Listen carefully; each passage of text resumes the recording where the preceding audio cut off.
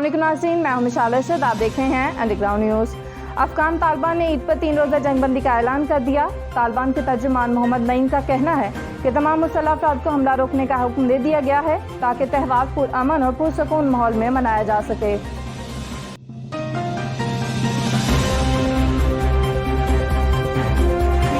काबुल के सईद शुदा स्कूल पर हमले से जहां बक होने वाले तालिबात की आहों और सिस्कियों के साथ तदफीन।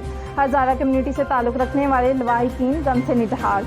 8वीं जमात की तलबा के वालिद ने कहा कि माँ बेटी को स्कूल जाने से रोक रही थी। बेटी ने कहा, एक रोज़ स्कूल जाने दो, अगले रोज़ नहीं जाऊंगी। बेटी ने सच कहा था, वो स्कूल नहीं जा सकी।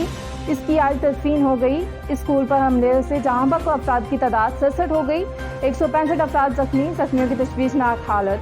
अफगानिस्तान में कल यौम सोग मनाया जाएगा। मजीद खबरों और अपडेट्स के लिए देखते रहिए अंडरग्राउंड न्यूज़।